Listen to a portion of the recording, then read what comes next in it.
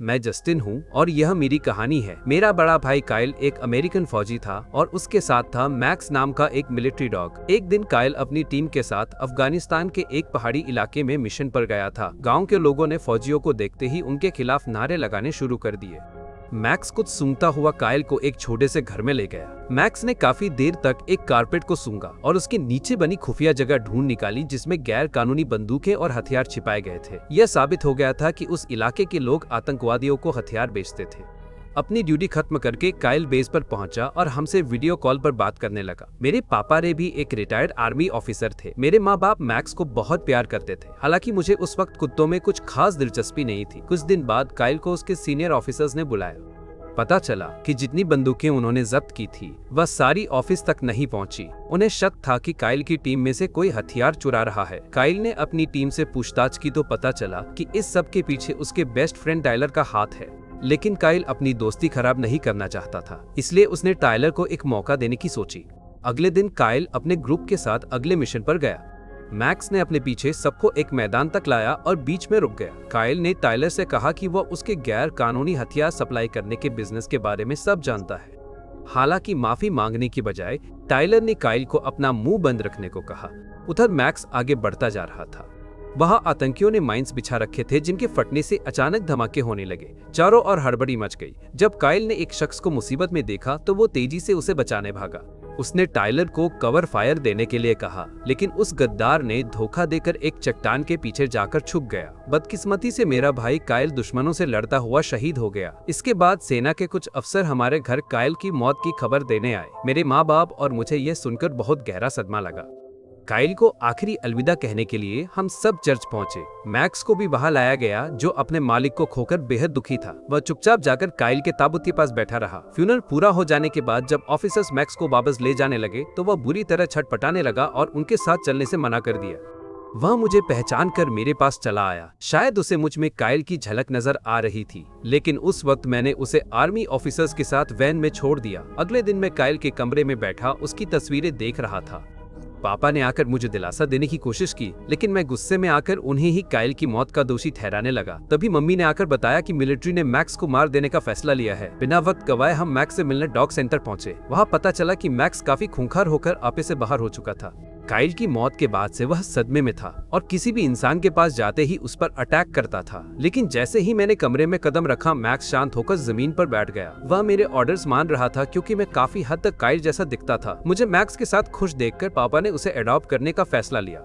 लेकिन घर पहुंचकर उन्होंने कहा कि क्योंकि मैक्स एक खूंखार जानवर है इसलिए वह घर के अंदर नहीं रह सकता। उन्होंने मैक्स को बाहर गार्डन में बांध दिया। रात के समय मैक्स जोर जोर से भौंकने लगा। उसके शोर की वजह से पूरा परिवार और पड़ोसी भी परेशान हो रहे थे। न चाहते हुए भी मैं बाहर मैक्स के पास गया। मुझे देखते ही उसने भौंकना बंद कर दिया। वह मुझे वापस जाने ही नहीं दे रहा था, इसलिए मैं उसके पास ठीक वैसे ही लेट गया जैसे काइल लेटा करता था। मेरे सो जाने के बाद मैक्स पूरी रात मेरी रखवाली करता रहा। अगली सुबह मैं अपने दोस्त चुई और उसकी कजिन कार्मन से मिला।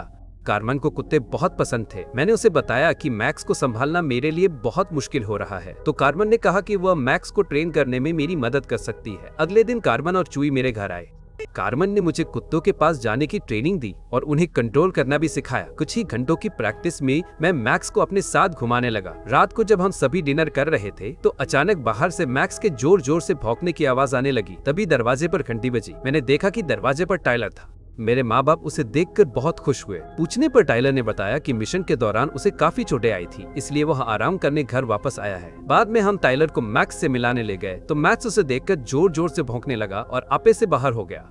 गुस्से में मैक्स ने अपनी चेन तोड़ डाली और टाइलर पर हमला कर दिया। बड़ी मुश्किल से मैंने और कार्मन ने उसे शांत किया और टाइलर की जान बचाई। असलियत तो यह थी कि मैक्स काइल की मौत को भूला नहीं था और उसके अंदर टाइलर से बदला लेने की आग जल रही थी। अगले दिन जब मैं मैक्स को घुमाकर वापस आया तो वहाँ एक पिंजरा रखा हुआ था। मम्मी ने बताया कि पिंजरा मैक्स के लिए है ताकि वह किसी और पर हमला ना कर सके। अगले दिन टाइलर ने पापा से उनके वेयर हाउस में काम करने की इजाजत मांगी। क्योंकि पापा उसे अपने बेटे जैसा मानते थे तो उन्होंने खुशी खुशी हाँ कर दी। बाद में जब पापा ने टाइलर से काइल की मौत के बारे में पूछा तो उस कमीने ने झूठे आंसू बहाकर कहानी सुनाई कि काइल की मौत का जिम्मेदार तो मैक्स है। वही मना करने के बाद भी डेंजर जोन में चला गया और उसे बचाने के चक्कर में काइल मारा गया। यह सुनते ही पापा गुस्से से लाल हो गए और मैक्स को मारने के लिए भागे। उन्होंने अपनी बंदूक निकाली और ट्रिगर दबाने ही वाले थे कि मैंने ऐन वक्त पर आकर उन्हें रोक दिया। अगले दिन मैं फौज के डॉग सेंटर में पहुंचा। वहां मुझे काइल का दोस्त सर्जेंट मिला, जिसने बताया कि मैक्स उनका आज तक का सबसे बेहतरीन मिलिट्री डॉग है। उसके मुताबिक मैक्स कभी भी काइल को चोट नहीं पहुंचा सकता। उसने यह भी बताया कि टाइलर को कोई चोट नहीं लगी, बल्कि उसे तो नौकरी से सस्पेंड किया गया है। मैंने चुई और कार्मन के साथ मैक्स की ट्रेनिंग के समय की वीडियोस देखी, तब मुझे पता चला कि मैक्स को काइल से कितना प्यार था। मुझे पूरा यकीन हो गया था कि मैक्स की वजह से काइल की जान नहीं जा सकती। अभी वहाँ चुई का दूसरा कजिन एमिलियो आया। बीच में उसे टाइलर का कॉल आया, जिससे मुझे उस पर शक हो गया। इसलिए एमिलियो के जाते ही मैं मैक्स के साथ उसका पीछा करने लगा। कुछ देर बाद हम जंगल के बीच पहुंचे, जहां एमिलियो टाइलर से मिलने आया था। तभी वहां कुछ गुंडे भी आ गए, जो असल में टाइलर से हथियार खरीदने आए थे। तब मुझे समझ आया कि टाइलर असल में अफगानिस्तान के गैरकानूनी हथियार अमेरिका में बेचता है। उसी वक्त गुंडों के कुत्तों ने मैक्स को भौंकते सुन लिया और उसके पीछे भागने लगे। मैक्स इन दोनों खूंखार कुत्तों से अकेला लड़ा और उन्हें हराकर मेरे साथ भागा। खुशकिस्मती से हम हाईवे तक पहुंच गए, जहां एक औरत ने हमें लिफ्ट देकर घर तक छोड़ दिया। अंदर जाकर मैंने देखा कि टाइलर और उसका पार्टनर एमिलियो का अंकल स्टेप वहीं मौजूद थे। वह मेरी साइकिल को जंगल में देखकर समझ गए थे कि मैं उनके बिजनेस का राज जान गया हूँ। स्टेप ने अपने हाथ पर झूठी चोट दिखाकर इल्जाम मैक्स पर लगा दिया। उन्होंने मेरे माँ बाप से शिकायत कर कहा कि वह जल्द से जल्द मैक्स को कहीं दूर भेज दे। जब मैं नहीं माना तो टाइलर मुझे अकेले में ले गया और मेरे पूरे परिवार को जान से मारने की धमकी दी।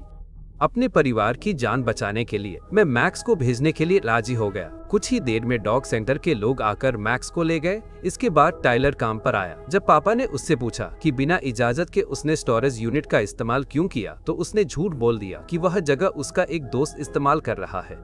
असल में उस स्टोरेज यूनिट में टाइलर गैरकानूनी हथियार रखता था। उधर मैक्स डॉग सेंटर में कंट्रोल से बाहर हो रहा था। उसने सिक्योरिटी गार्ड पर हमला करके सबको चकमा देकर वहां से भाग गया। रात को पापा मुझसे बात करने आए, लेकिन मैं कुछ नहीं बोला। वह समझ गए कि मैं जरूर कुछ न कुछ छुपा रहा हूँ, लेकिन मैं बहुत डरा हुआ था, इसलिए मैंने पूछने पर भी कुछ नहीं बताया। बाद में पापा अपनी स्टोरेज यूनिट पर पहुंचे, जहां उन्होंने टाइलर और स्टेप को ट्रक में बंदूकें रखते हुए रंगे हाथों पकड़ लिया। लेकिन उनके कुछ करने से पहले ही एमिलियो ने उन्हें बंदूक की नोक पर बंदी बना लिया। उधर मेरे फोन पर पापा का मैसेज आया कि वह आज रात अपने हंटिंग हाउस में रुकेंगे, लेकिन हमारा तो कोई हंटिंग हाउस है ही नहीं। मैं समझ गया कि कुछ गड़बड़ है। मैं चुई और कार्मन के साथ पापा को ढूंढने निकल पड़ा। हमें स्टोरेज यूनिट का ताला टूटा हुआ मिला। मैक्स ने ताला सूंघा और हमें पापा की ओर ले जाने लगा।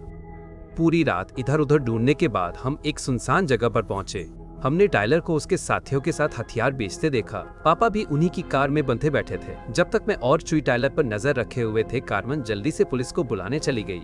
लेकिन टाइलर के कुत्तों ने मुझे सूंघ लिया और हम पर हमला करने के लिए भागे। लेकिन इस बार भी मेरे मैक्स ने उन दोनों कुत्तों को हरा दिया। इधर टाइलर और एमिलियो जंगल में मेरे पीछे भागे। पापा ने भी मौका देखकर स्टेप पर हमला करके खुद को आजाद कर लिया। जल्दी मैक्स और मैं भी वहां पहुंच गए।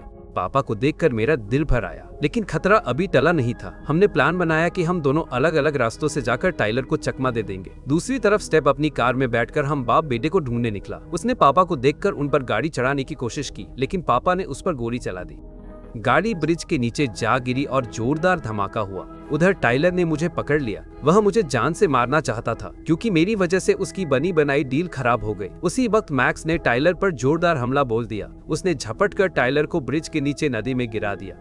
सही वक्त पर कार्मन पुलिस के साथ पहुंच गई और सारे बदमाश पकड़े गए। आखिर में मैं और मैक्स काइल की कब्र पर खड़े थे। मैंने काइल का शुक्रिया अदा करके पहली बार उसे सैल्यूट किया। घर लौटने पर मेरे दोस्तों और परिवार ने मैक्स का जमकर स्वागत किया। बाहर मैक्स का पिंजरा भी नहीं था। पापा ने कहा कि अब से मैक्स हमारे परिवार का हिस्सा बनकर घर के अंदर ही रहेगा। हमारा परिवार एक बार फिर से पूरा हो गया। बताइए, आपके पास ऐसा कोई पेट है जिसे आप अपने परिवार का हिस्सा मानते हैं? कमेंट में जरूर बताइए।